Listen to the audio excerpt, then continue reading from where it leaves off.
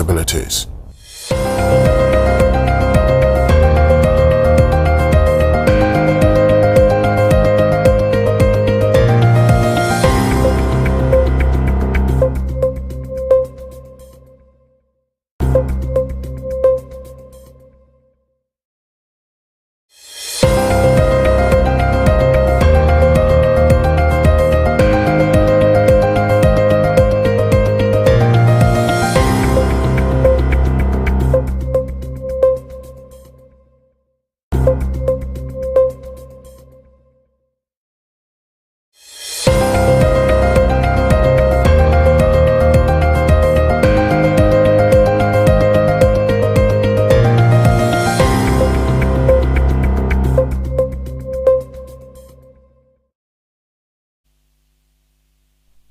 Vision no de getania 514. Ebusia ende yawda. Yala odewiei. Na ebusia muhuma manka usande anopei oman Ghana yewenyi jem Sunday ma yensusu yandandwen denche yeboduwon ndagana yedu ho enti wama aseda enyije esero ahyinafo mpomoma na ebusia se tasebati nyame na odem kwana hodene chaima yi de ho zeti nkoma and a center focus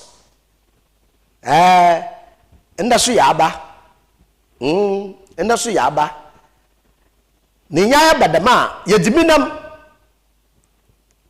ebusia yedibinam center focus and pay yebedi nkomo yakwhwe hen energy sector no wonsam Ghana Energy Commission wo sam ya bohe na yedi nkomo yewia ebusia Ghana cedi yene currency sikana yidi we dey few pat kanamam bubusa na fekesi ifi edusia hawa ifi pop production ifi edusia ena hemi cedi obobadi oman Ghana yedi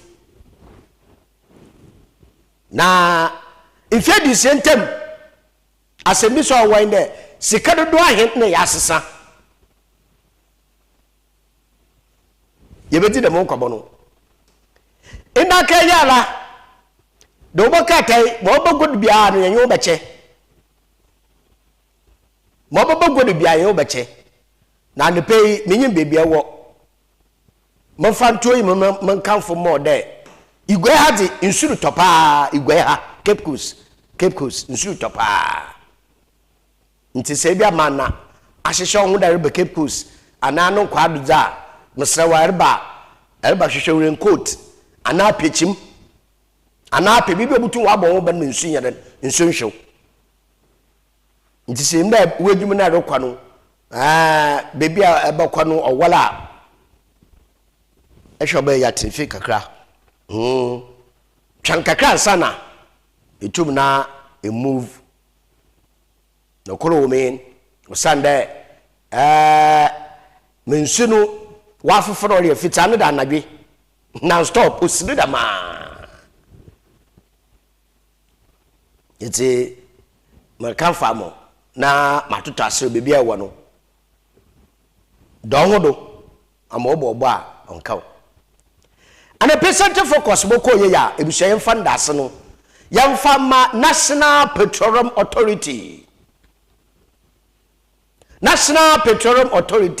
also use gas. National Petroleum Authority also use gas.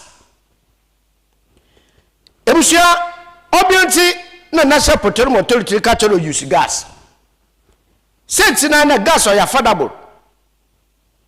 na affordable no ye no se awufie eri ediban ana colleges ahoro wo ye edibo da school for maframa ebushama no kota nyina ana kota biru debi use gas it's in the secondary school efa haso na enye bi efa ha na enye bi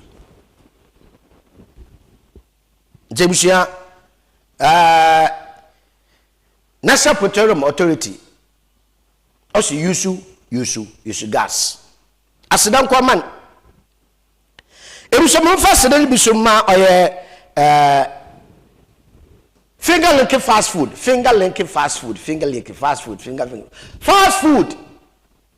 and catering services. What's the de barpa na mama high. It's about the barpa na mama high. Usande it's banade kabu mo bayama wa homba ka ho Ankafu School Park Junction do pe ho na finger linking fast food and catering services. What say ahodine being the sell gift shop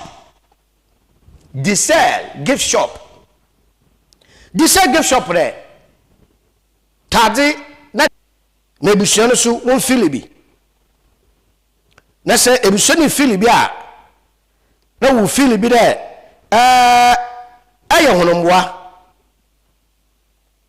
ebusiano so won so wo filibi a na wo filibi de aye honomwa etada na achade the sell gift shop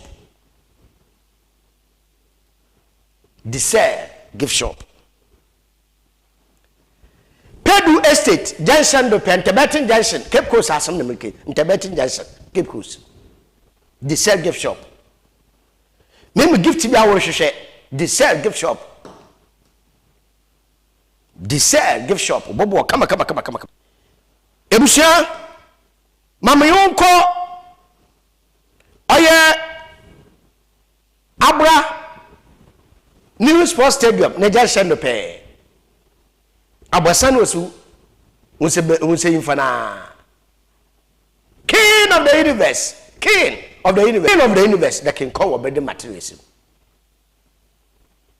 Do ya yon what cement equipment bit the shibaru shovel pickaxe mantok enda bobo from foundation to roofing from fittings to finishing. It was a kid of the universe where I can call building materialism. Now, a Sunday when you watch there, or Accra Highway, Central Regional House of Chiefs, who no person to Pepe, Abasano Suana, king of the universe. What's I was saying?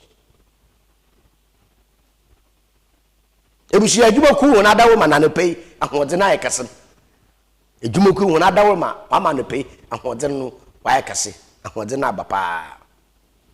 Na ahodene bedama anepe yibetim komo Ghana city at 60 Ghana currency sika yidin wa Ghana han oba Ghana within few pal 60 years mfedusia anepe koma yibetim mfedusia na sika da bay na so dodo ahen na yehu enda ya sese sika adeche ya sese sika menka maha emenwa ya sese sika baya empere basem 60 years ya sese sika mama medu yehu empere basem usande han ye boto mpasomba yes mpasomba na tekufa na dama ahia moto pounds ya moto pounds abotom pasomba na dama se bien se basa botom pasomba se bien se basa sidudu echi yan sana yiwura oye 80s and 90s mun na esha so yedi oye thousands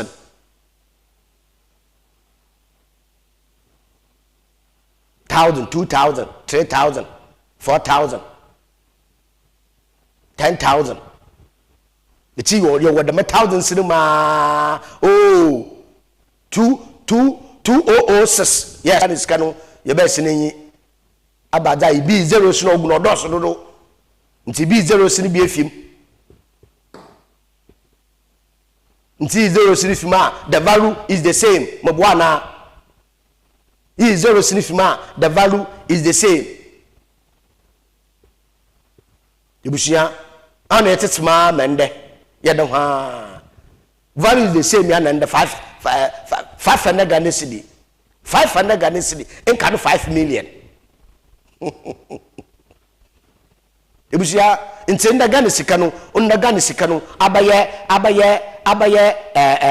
Bibi Kakaba. You just over there. 60 years anniversary, Ibushia fan to form. Bank of Ghana, why so one for China in Chinchina cra? No, what to suffer or Ghana or Bapin. Or man Zichi. Or the first female vice president. The first female vice president. Mami, ordinum kupuichi. Na oraka abokwa sam fisikan ho. Na oraka afutu sam fisikan ho. Na oraka eje sam fisikan ho. Na oraka inkwasha sama oda Ghana sidi no ho. Mende nkofo what Ghana sidi no what to sika kasa o wi adem fani na that the best currency in the whole wide world. Mr. Facham. The best currency in the whole wide world. Ghana cedi. Ghana cedi. Na ebusome pere yakwhwe nsama hene maame vice president Professor Jena no Opukwa Agyemang odu tugwa. Yakwhwe na yaba yebizi nkomo. Mopocho ahomatofo no botu screen no do. Enti botum afre ne yedi da mo nkomo no. Ewo ba eba Ghana ha ana hu ni Ghana sikan ne pena hi na edi. Ame ma acha mede misa me bidi mpaso mba. Se bie se ba asa. Ansa na ebesi de kwel.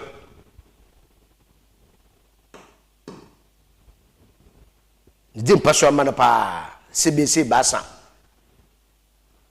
Nti 70s 80s idibi. Ansa na 88 81 82 numuno washasi the yidi oye thousands mekepa the former president George Lawrence the 5,000 bi the bay green one the one the 5,000 say equity kitosema na champion the whole community na woman 5,000 green one ete ehubi ete yeke oguguwe de ma mboche busha yenche enyenche currency no ma hin na edi na yewia yebaba yebidi nkomo nti yakwankwohwe Professor Jena no Opukwa vice president in some of the two or Ghana cedi assist egobonasin yehwamra. I think the protocol has been very well established, so I can address the royalties and the rest of us. Is that okay? Good morning.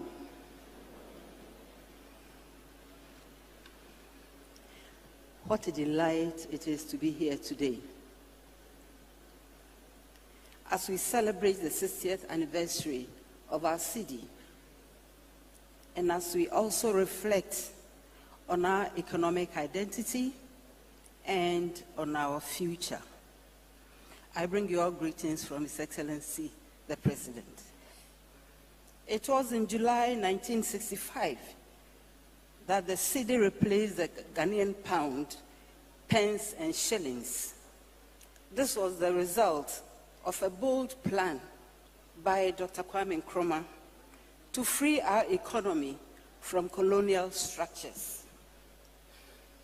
As we know, the city is drawn from the cowrie shell, which for centuries served as reliable currency, Thus, Ghana sent a signal that our history, independence, and sovereignty may be found in our ability to express value and transact in our own terms. The city has since borne witness to our achievements and also our problems. Indeed, our currency is a social contract that reflects our confidence in our institutions and economy. A reliable city helps businesses and industries to plan and compete effectively and attract long-term investments. To our farmers, stability means that the crop season to the next.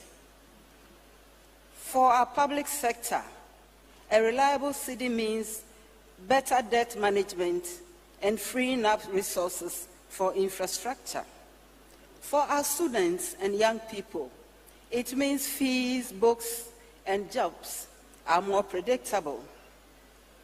And of course, for our households, it means less inflation, predictable food prices, and long-term planning. Therefore, macroeconomic stability must not be treated as an abstract achievement, but must be seen as the quality of life. Ladies and gentlemen, we have weathered domestic and global storms, notably the structural adjustment of the 80s, the 2008 global financial crisis, the domestic debt exchange, and some of the most recent economic crises. We have learned painful lessons from fiscal indiscipline, over borrowing, and ignoring tried. It has soared. You are not happy about it.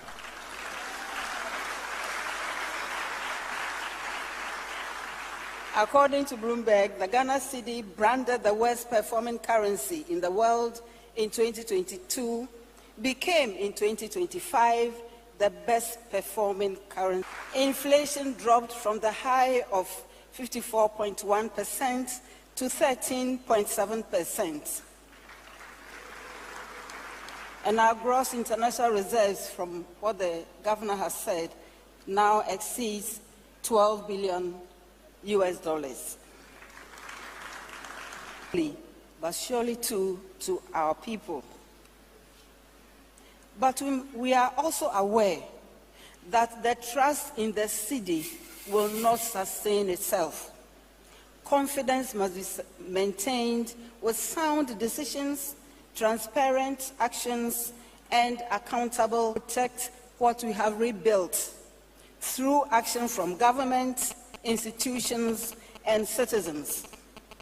Government must lead by example and commit to real fiscal discipline. No more reckless borrowing or surging deficits that pass today's problems to tomorrow's generations. We must anchor public finances in realistic revenue plans, efficient spending, and long-term planning. Let every loan be tied to a return and every cedi spent to a corresponding value.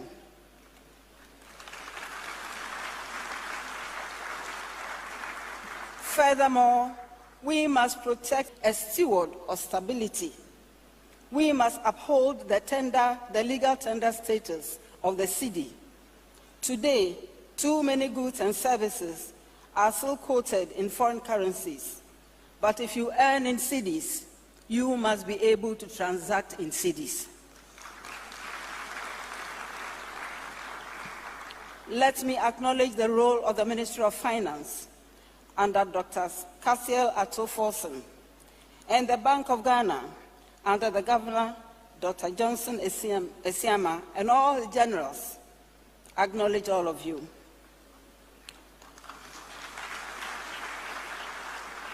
Through tight monetary policy and engagement with the public credibility to our markets, we must commend their regulation of virtual asset service providers and promotion of fintech innovations and rollout of this ECD, which I'll touch on shortly. I encourage the Bank of Ghana to work more closely with businesses, banks, and innovators to make it easier to transact in cedi at home, online, and across borders.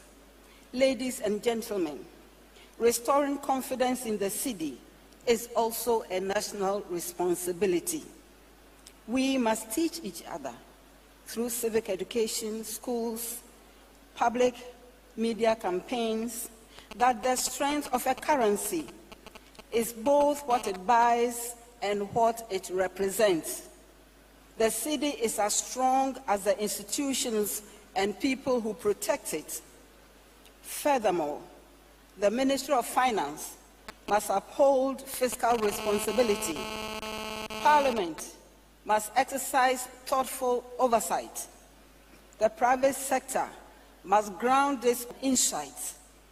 The media must educate. And all this should be happening while we, the citizens, spend, save, speak with prudence. Ladies and gentlemen, finance is evolving rapidly.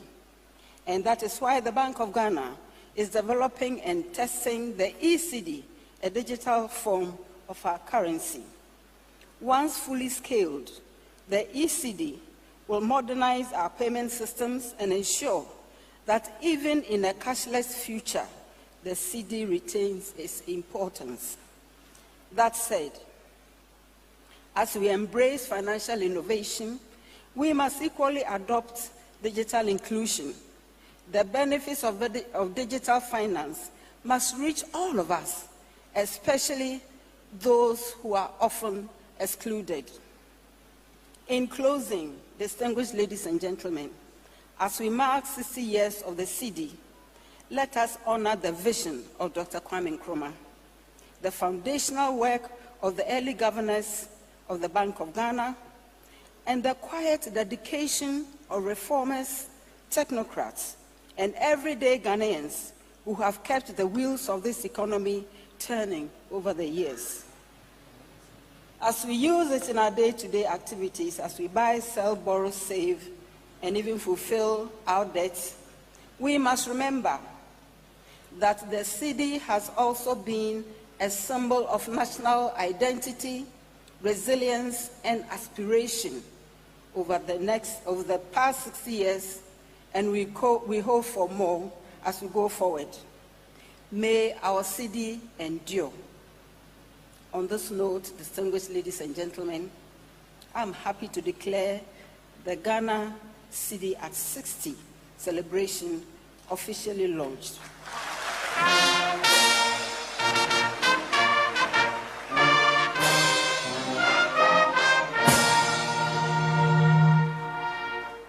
May God continue to bless our homeland Ghana, and thank you all for your kind attention. Our chief celebrant, the Vice Professor Jena Nopokwajiman, Vice President. Mami Yadawasi. Yes, Yadawasi. Sir, Omano Ghana Yenisika Ejimfi Edusia. Na yesha wofa obia wana sadodoye. Obia wana sada odoye. Now to the media, Mami Yadawasi, Ediya sada man, we should educate. Yadasi pa. The media should educate. Yadasi. Yabe ya family. Now the question is, sir, which sika Ghana ha sika which bi wa ha anu which bi wa ha.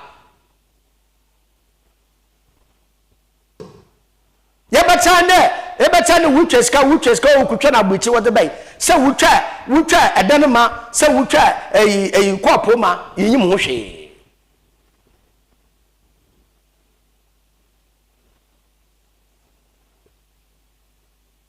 Now the question is, it is can obe system numa, obe system numa. Ahen na nwutwe sika biara Ghana yabo da maka on usani ntwe sika wa ha se yitwe sika wa ha se yitwe sika wa ha Ghana ntwe sika wa ha yako World Bank ni wutwe sika wode man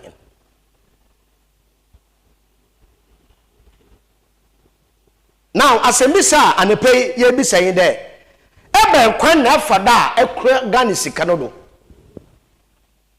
de ye godin de ye businessman ana ye government worker private worker wala ye wa woduma edu de ye bia ebe kwan na fada ekura sika no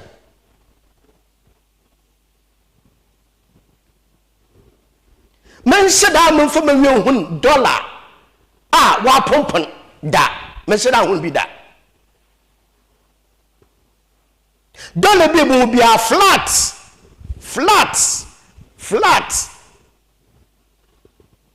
na me bi say na nnoma wato na do gom na dollar na no wodi sitema na oyeye yin dollar za na ya no dollar na no se buku pa na ye gbe buku da hye bo fe na Ghana cedi ne di abai ni amomo ano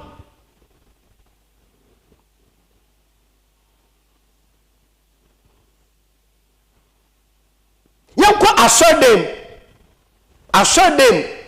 yanko asodem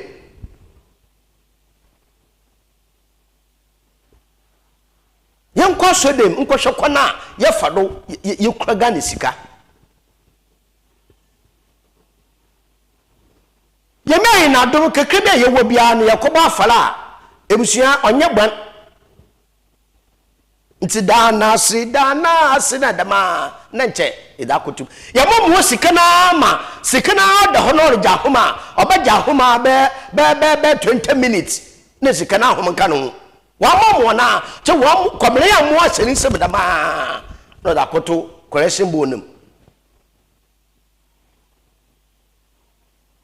mpocha wo matofo na ogu screen no do afanye nti komo Ghana currency where the 60 years Ghana cedi where the 60 years frani nti komo baby awo bia ehwe Facebook a frani nti komo baby wa so hwe mi frani nti komo eba kwa na ye fado ye kro Ghana sika no asoro payifo dikin na elders kwan be pa na ye fa ye kra Ghana sika no do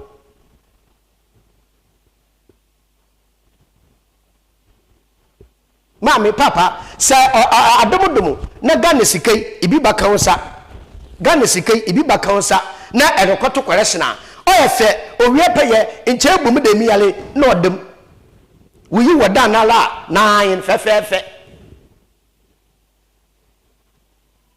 de mo Ghana sika dam mo na dam na ida koto correction bonum odawa sika na bebre ansa na homaka no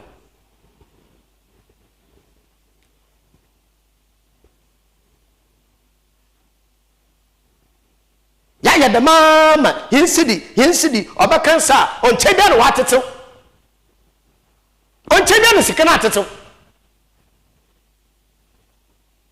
ya mo sika na ma sika ba kan yansa oncheda no watetew anna dollar ni nye na inya dollar na ay na flat da kese buku no mun series na air flat onye ye series air flat onye ye ina amwo series na me series nya series na ho man kan otetew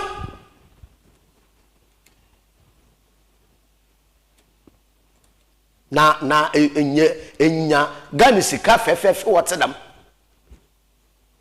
dama nka no 5000 se akote fi ukotokum totim ifie jedum asema be fie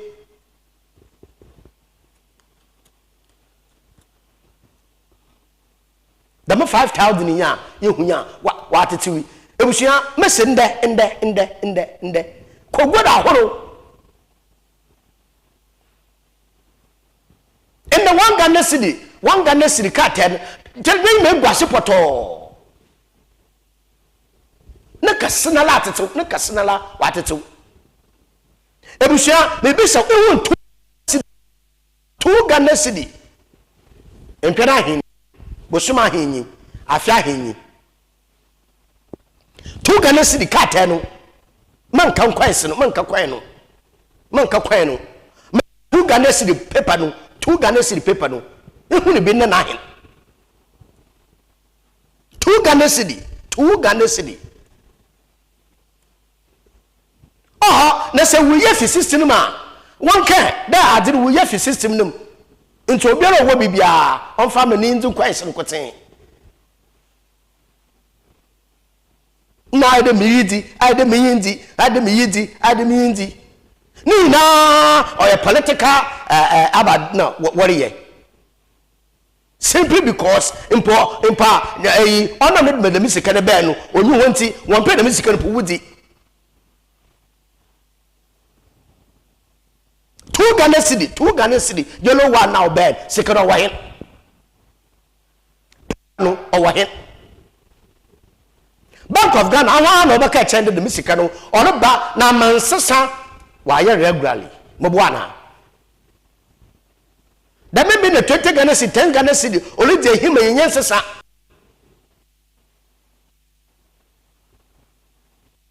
It is a tadi, a city, net tada, and sessa, Kakamano about 5 city, 2 city, Swadala echo. In your 2 city, be a basala, was so. Now, send there 2 city paper, or him or him. City, Ghana 2 city, paper, or him.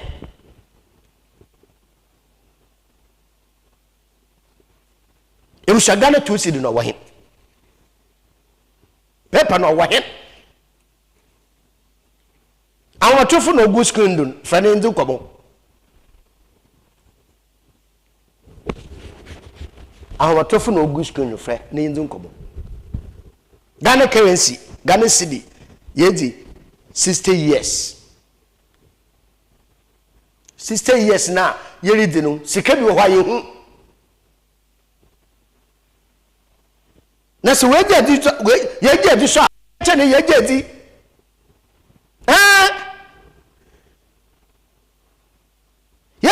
no waka chene o kwa bota sekere ye di 2 Ghana cedi paper no is no more in the system na yehu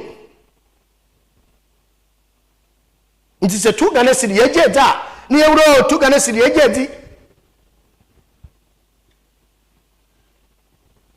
esa asiri read the Ghana cedi mpiano do aheni wasesa 0508 206846 Iwshofa na ndu kobo 2 Ghana cedi sikana wahen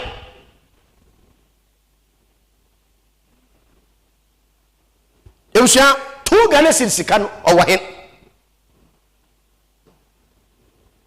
Inda ya hwe 2 Ghana cedi yu 2 Ghana cedi oba system num onya refa na 10 years and exactly 10 years 2 Ghana cedi onya 10 years 2016 yeah okay 2012 yeah until in fact no could be 2012 2013 next kind of system num 2 Ghana cedi in the 2 Ghana cedi paper ye hunu system num it's a Bank of Ghana we je that one can change the second ye je di Bank of Ghana says second we je that one can change the 2 Ghana cedi paper ye je di in the ye coins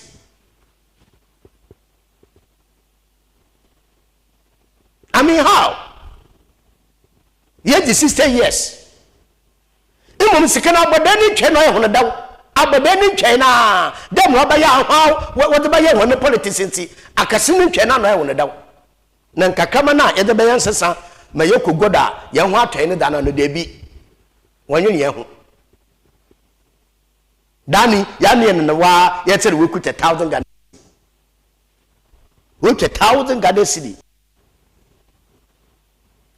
fafere Ghana cedi po ye hu do 5 na Ghana cedi po inhundo 2 na Ghana cedi po inhundo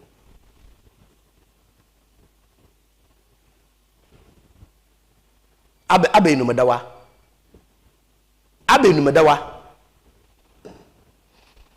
ebusia mansa manfoni nsina yanko oye energy commission fu wana aso yi ni nkiti nkomo bi wo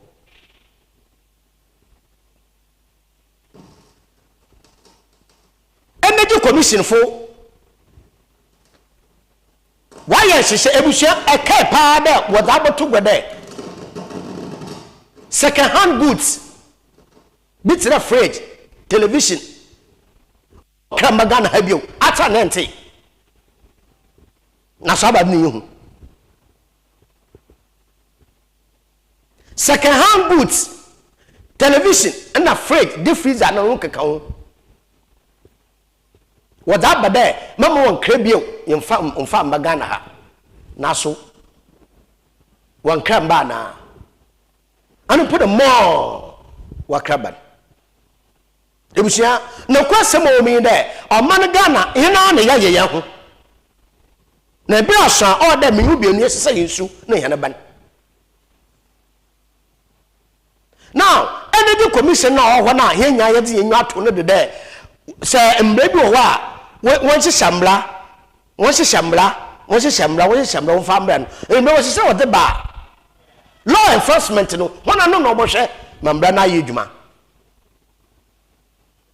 aha na yesi akoso onsian akoso mo onsian yes na ma wo so nka fa hydro waba yes na ma so nka fa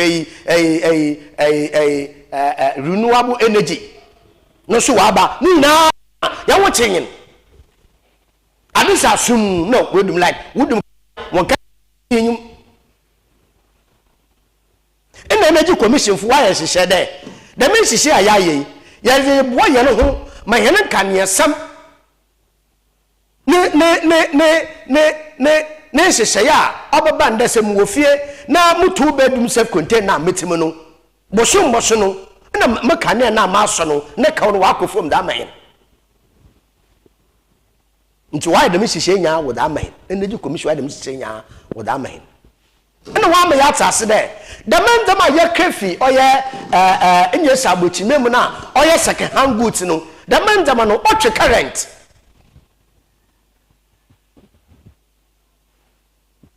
ebusia otwe current na yemese yanwo da aboafo na nakasa the man dem no fi hu krom oba no abena dinti ina ho the man dem na no ahun won pena wotu dem dem nya wodubu Africa the best ka how buti ya nkano ma yati po de wontan oyusu na bi no serara no da bota bona no bola wo mafon kutungu na bibifu ya tado ni akesew ya baso a ni ya bota na aboden da ta feche what you receipt man what on the man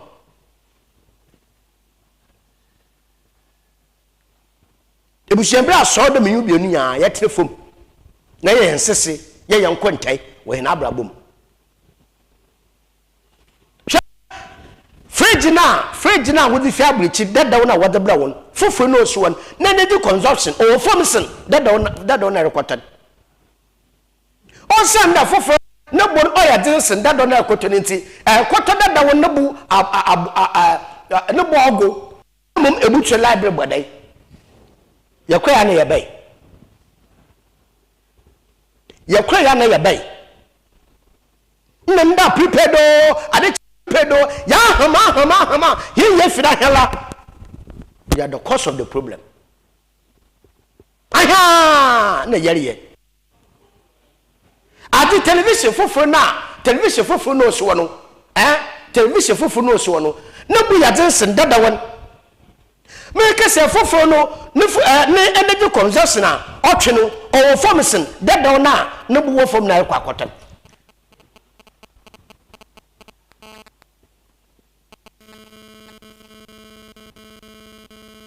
eti condition dada na we to afi gbeenu krom na obe no de be no wo turn alfode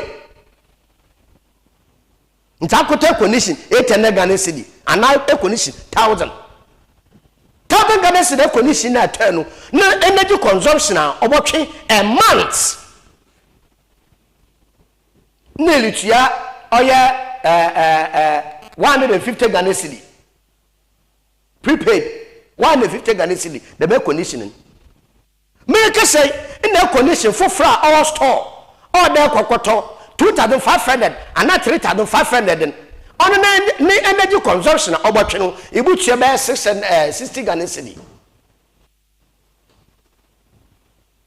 ebutua 60 Ghana cedi per month now so that's 2,500 na bu yadinti a 1,000 Ghana cedi na boso ni yuchela be bode ya na lusu we be pay deduma na lusu wana no ye wana no ye wala na ye wala ho aya na ye ho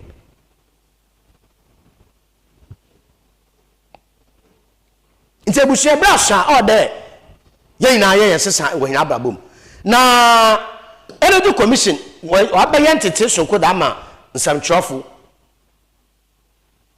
wo fi manto ma ha training workshop pa the brass out and some chop for so one to be Usana Ghana hano embrana ba oya dzen de bi ye bi mo bohwe mambe na yedwuma na some chop for the ibitu anoma na owura Thomas Kobena Frimpon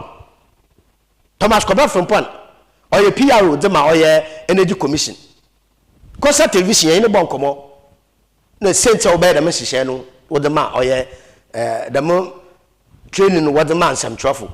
Your question some more kind. We are Thomas Kobena Frimpon PRO de ma oye energy commission. None some more kind. You should be.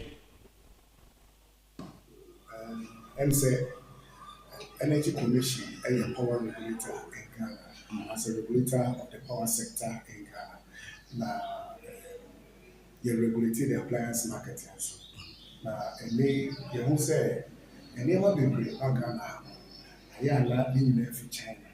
And so you create a standard. 80 and maybe a John Parliament a pass a law by see a regulating appliance, refrigerator, air conditioner, and a bulb. I think you do baby who said, and Brano, I had too many years. The appliances in the green count, send a year or month for a good appliance. Almost with me, young. 2022 na Parliament a passing round and my energy commission. Say for 17 new and a country na year 20. Somewhere we buy the roadmap out of it. Adiaba say we need to have the energy commission. We go chroma the consumer. Sounds on a war also ye viewer. Also go chroma or your consumer. A better name appliances and the papa now yet to be a judgment with fee. The Parliament didn't run by.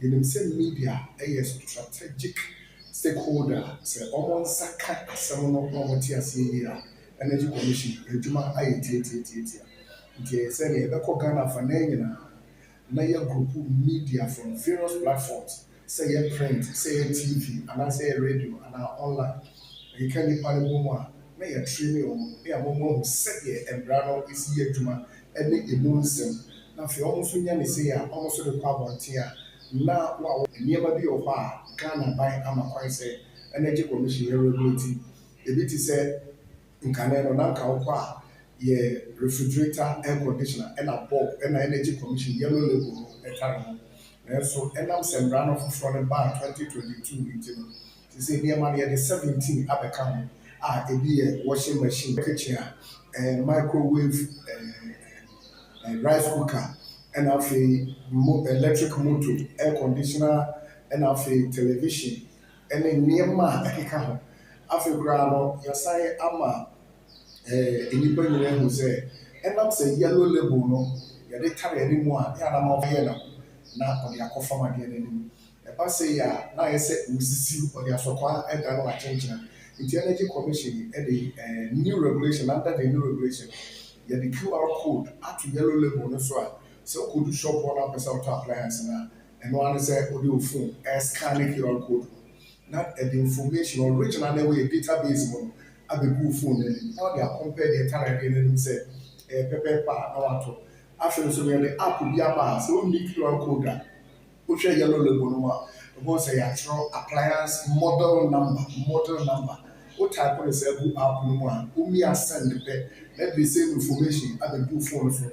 Now they are checking. And no boa ama omo so business in microphone almost so giant. If you say energy commission say the yellow label bomb and no na papa. After so koto no ahwe the yellow label no and suma bebre wom. The more the stars, the more efficient the appliance. In other words, the more the stars, the more energy efficient. And as the more the stars, the less energy it consumes. And one thing I don't prefer be per se, or ankasa peko ebi first we have more stars. You just grab any adjust stars. So person will class any money bar and rather about for say register with energy commission. After the registration, who register appliance now they balance. Not just a way important about we more. This is what the banner say be about energy commission in the power this and the buy. After all the ban so sign a factory test report from a third party laboratory will manufacture no more or now the energy commission be say appliance we are buy here. The share that boss they said yes here the energy consumption pattern is a 1 star. Me am star me the QR code number. Now they are come manufacture so be manufacture again any ban na yellow label. It's a yes car, and I am from Bina Abashi will be answered energy commission. No, it be see that. What they for factory test report in the brand, the Bishop, the amount start rating in the brand. And Brandon Solo said, and some appliance in the fear go to the banner. May yellow label the bomb, a carrot one, and some farm at that kind of issue with the home. This is a new square in fear that kind of one. It's what depending on say, fridge and military, a 1 star, a 2 star, or a 3 star. Ebasa who say who consumer no water importer so water abanzo so water if you say so you so inefficient appliances a train no mo dey bebre ebasa na demand side no akoso so energy mix no hydro no about 28%, renewable energy only 2%, 78 million from thermal no you find say generator kakraka I be busy na eji boom bako brisi e de balo and only effect energy inefficiency ebusia ye besenye wo da ye mododo ahen na yere kotado was to wa do your home appliances another lemfa and electrical appliances ye pay you pay ye hwede adina oh my goodness yaba na chi yerba ham prepaid postpaid yaba na yerba ham me ka say factory biara obey product obebe bia no the mu product no honsam ka ho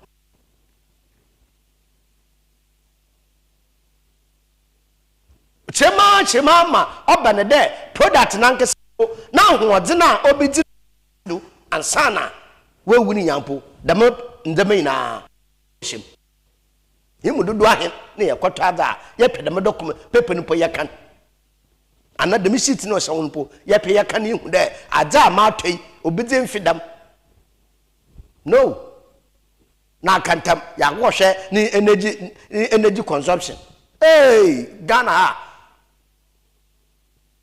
na subira so de mende yes asi yipo yenyiwa na yehwe embrasa order de mende yes asi yipo yenyiwa yehwe mami dam microwave na yekọ na yekoto muro so sonkofo bi sadade wo sefu flow wudi chimana na yato na kikikiki na progaga adeba china papa wa papa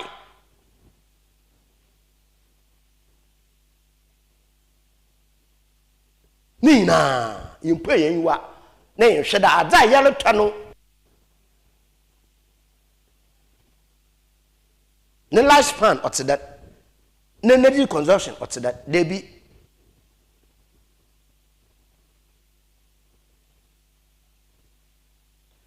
mebuwie energy commission phone as but make asem bi eye bia and the pebia to adi iron debia iron he abo electricity kawa o sande iron no adi sa e wuda to ada beteka na iron na edum light no on wedum light ni dum on nche de iron no on dai wa do no na menhihie a wa ye woda ma iron de oda montwe energy ni bio na momo onfa no drena na wa do no onfa nye na soro bodja ansa na wa se wa twe energy ni bio yemi se yan kwan ba de na ye fade do to nyata yen ahi poda na me ye yan de ade chi bia ye to ade inti se endei ma kan fa mo na ma kire wo de toward the pen yes nyambe o sande da membe de ko na ana 2 hours ana 1 hour na ana 30 minutes do to wonder mano o consumption on kwosoro da boko da ma botoa atuni na wie na yoni suwa usuwa for the whole week o consumption on kwosoro na mom da kafa ade pro na wim ebusia boso no wola te be del fam who prepared be del fam pia makanya fisi won yodo na de penya fa won maboa no nya da gigina ho ahwe no bo ho afa gwatina do tobato no boko to won ma nyina awie na bosum ya yebesase ya ekina yebesase ya November bosum hwemo prepare December ye hwemo prepare December ye debusia and pay center focus bebe yi wo busi oni center focus bebe yi busi noni na wo mofa wada report no ma o san na Ghana Meteorological Agency mo wada abro ye hu and pay ma na de yi hu ni and pay ne kasimpo na oloba wada reporter Ghana Meteorological Agency and pay wada about one na ide hena iwon pano hina yedoko oye yadame ye kokwam kwam ewim no mo ba ya anyin oba kusukusu idu baby enwabe kakra na ewie bobo odema ni muletew kakra yekwem bi na obese na so mi bio nsuru boto na mum tieni enya baby nyina na ewie bobo na enya baby nya boto oto ha kakra mi kakra wa agba ewie kakra dama nti e won pano de kokwam kwam nti yereka yebafan oye Central Greater Bono Ashanti na no kakawo nyina e wodam ko dam bia ni nanu anepei wada mebu hunum de motan nti lutu kona na abo ho eriko adwuma na abo ho eriko school na abo ho na yene temperature no mobayin emom hena yewo etifidu mantom no ye hye nso ewie ne bobbo papa hena yewo etifidu mantom no ye hye nso pa ewie ne bobbo nti ya hweye kakra onno na ye na ma ne hinntira papa ye na ma ne hanu ya papa yes nti ye hye nso hena yewo etifidu mantom no ewie no obobbo nti ye temperature ebusuafo ye temperature mobayin se yana ewo oye coastal belt me chempa no mpa no yen temperature akofom kra no obeye 23 degrees Celsius okosra obeye 32 degrees Celsius yana yewo oye kwam no so yen temperature akofom no obeye 21 degrees Celsius okosra obeye 33 degrees Celsius na mo yana ewo tifidu mantom no ono yen hye so na ye na yen wodo na yen ahwe ye kakra mfa mo yen hu temperature na akofom kra no po 23 degrees Celsius no okosora 37 degrees Celsius nti ewie no bobo pa ohena yewo oye etifidu mantom no yen hye so na ende yen wodo na mpei na aka da do ho da obo onto mo yin fidan na won pano ina onye kwa mu no anepe wium no mobile kusukusu baby won suboto kakra ewie bobo kakra dama de kisi embi no so wium no obaye wirkukuku ndem bede ne mu hwe na anke puti na ama bibiara akona bibiara akona akwem itanepe mo fo wunsi manda wase mo na hwe na mo fa ase da sonko no so mo fa ma oye king of the universe the king corn wa building materials in fast den bi yem fa ma oye fast finger like fast food and catering services won so wona adawroma the gift shop also tade na charge wona adawroma NPA ando no se use gas edumeko wona adawroma na nepe wusom fi na mede dwumede mede bra home anepe meminchi a oye madam ba ko pe madam ba ko pe ewo mi na mpanyi madam Angela anepe bebe obi an nche sonko onkomo na mfa seda mfa ma Soviet professor Emmanuel Kwamna Bamfoje